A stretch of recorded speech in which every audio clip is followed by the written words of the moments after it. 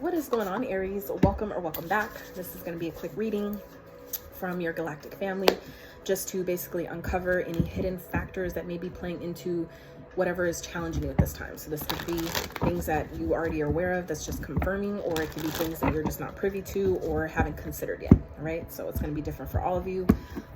Please don't make it personal if it's, if it doesn't resonate. That's what private consultations are for. Okay, so I'm so grateful that you are here. I hope y'all are doing well. We have no, it's in a couple days. Literally the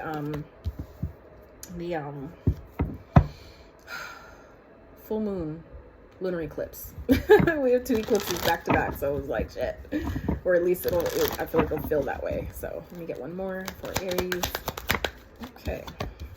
All right. Interesting. Coming out of your own energy. Hierophant is at the bottom. Some of you, this has to do with a marriage, a commitment. This could definitely represent for those of you that are not in a relationship. Some of you, this has to do with a job. Okay.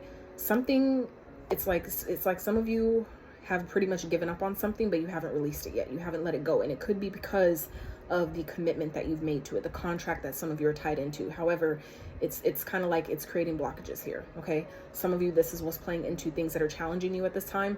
There's something that you're needing to let go of. For some of you, it's something that either a place, if it's not that you're not, for those of you where, let's say you're at a job or in a relationship, whatever that is for you, and you're not interested in leaving. For some of you, there is a need for boundaries. Okay. Some of you don't have boundaries in a particular situation. And even if you're married, you need them. Okay. I don't care. You need healthy boundaries. And it's not just having them, but it's actually executing them, meaning applying them, making them be known, not only establishing them, but also communicating, this is, these are my boundaries, or this, I don't like when you do that. Please do not talk to me that way, whatever that is. And if those boundaries continue to be crossed or are crossed, right, you then have to choose what you do about it. Now, if you decide that I set this boundary and my boundaries continue to be crossed, but I don't do anything, there's no repercussion, then it's going to keep happening, right? So for some of you, there's this energy here of not maybe having strong boundaries with a person or an environment, okay? Like say, for example, if this is a job for you, okay? Some of you, it's like you're overgiving. You always show up on time. You're always early, or you're always, staying late, whatever it is. But when it comes time to maybe get a promotion or something, you're overlooked. When it comes time to get maybe an annual review, you always get like an okay kind of score. Like it's something like that where you're just like, you know what? I need to have boundaries where I'm no longer, overworking myself. I'm no longer overextending myself. I'm no longer giving, more than I'm receiving. Okay. So there's an energy here of that. Now, for those of you where this applies to a connection that you're in, that some of you are just not, you're not interested in fighting for anymore. You're not interested in, maybe the passion is gone. Some of you, that's creating challenges because you're staying somewhere, you're not honoring yourself, essentially, where you're choosing to stay somewhere that you've outgrown, or that you're no longer happy. You're not thriving there. You're not, whatever that is for you. There's the energy here though of needing to acknowledge what that is and respond accordingly. Okay. Yeah, it's like some of you, this definitely has to do with the marriage. Okay. Someone that you're some type of give and take, some type of, exchange that you're finding yourself in, but you're feeling stuck in. But I feel like you need to know that whatever stuckness that you're feeling, it's all in your mind. Okay. The 8 of Swords, that's the thoughts that you're telling yourself. That's your way of thinking that's making you feel stuck. That's making you feel like, well, if I do this, what will I lose in that process? You need to not focus on what you're going to lose. Instead, focus on what you gain. Focus on what remains by choosing yourself in that, whatever that is for you. Okay. So there's an energy here of needing to choose yourself in a situation. And like I said, showing up in your own reading here, Aries. So this is really about, like I said, no longer fighting, to maybe keep someone around, or no longer fighting to stay somewhere that you don't belong. And instead standing in your power, choosing yourself, choosing your own independence, and responding from that place. Okay. Some of you, that is what this is about, is maybe some of you have kind of like relinquished your independence to a connection. Okay. To a marriage, to, whatever this commitment represents for you. Some of you have essentially, kind of like given up your sovereignty to be of service, but your service isn't being appreciated. It's not being necessarily reciprocated. Okay. Or maybe you just, like I said, don't have the boundaries that you need in that. And that's going to create, it's going to continue to create problems. Okay. So let's see what else for Aries. What is this about?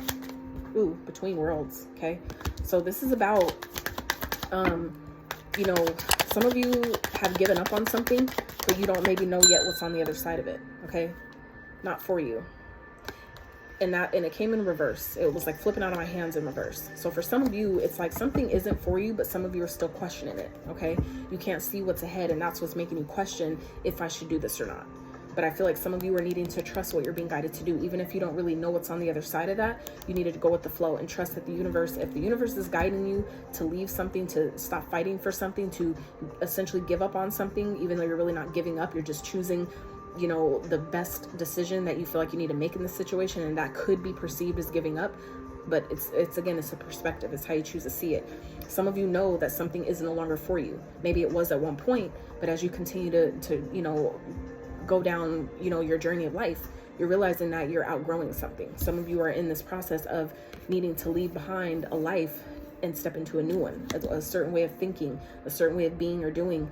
It's like things are shifting for you. And I feel like some of you are questioning, you know that something is no longer for you, know that something isn't no longer in alignment, but you're holding on to it, or it's like you're scared to leave it because you don't know what's on the other side of it. You can't see what's ahead. And that's where your ultimate faith and trust in the divine, in the Most High, comes into play.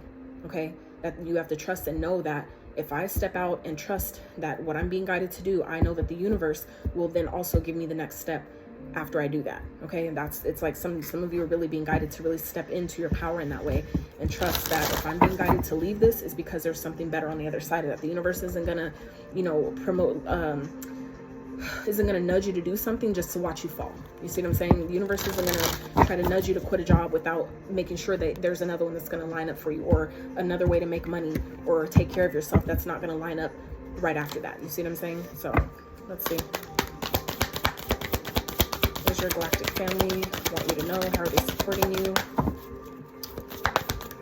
For Aries, how's your galactic family supporting them? Ooh, so wow, balance forces. So it's bringing you into balance. Okay, whatever this is, it's helping you restore balance. It's like your feminine and masculine energy needs to be rebalanced. Okay, it's like something, like I said, if you've been overdoing it, overexerting, this is helping things come back into balance. And that's this year, right? This year is all about karma, meaning cause and effect. The energy we put out comes back. So meaning if you've been overextending, overdoing it, giving too much and not getting anything back, now it's time to reap all that good energy you've been putting out towards everybody else and who's ungrateful and unappreciative and unreciprocal. All that shit's coming back to you. Okay, so this is about really believing in yourself. Okay, stepping into your confidence. Okay, this is that solar plexus energy, radiant illumination. Okay, so this is about really stepping into that and believing in yourself in maybe a way that some of you have never before. Okay, I keep seeing 757. I've seen that number multiple times on my own, but even in like 2 other readings,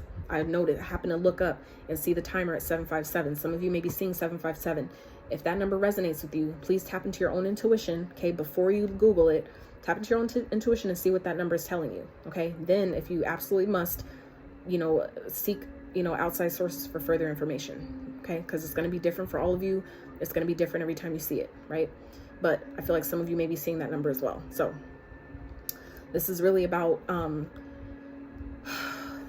like I said, stepping into your confidence, okay? Trusting what you're being guided to do and having the willpower to actually, you know, make it happen, okay? That's beautiful. I feel like it's also being illuminated is that once you decide to, you know, take this next step, that's when everything else, you know, essentially reveals itself and opens up for you. Third eye activation. So this is about trusting what you're being guided to do, trusting what your intuition is telling you, okay? Inner vision, clear seeing, exactly. It's like whatever, for some of you, have been confused. You haven't maybe really been knowing what to do, but Spirit is saying, keep your eye open for the signs, okay? It may look cloudy now, but that's going to clear up. You may not know what's ahead. That's also what this is, what this card represents as well. So this is highly indicative, like multiple, you know, signs here, Aries, that you may not see what's ahead. And that's okay. You just need to trust that where you're being guided to go will be revealed. The next step will show up. It will appear. You just need to keep going. It's like the same thing when you're driving a car and you're going through fog. We don't pull over and try to wait out the fog. No, we slow down and we keep going and we, you know, make sure we're alert and we're aware. You know, we might shift our lights, right? But you don't stop. You just keep going. And next thing you know, it's cleared, right? This is the same thing. So allow yourself to keep going, keep moving forward, trust your intuition, and it'll guide you exactly where you need to go. I love y'all so much. Until next time, howdy.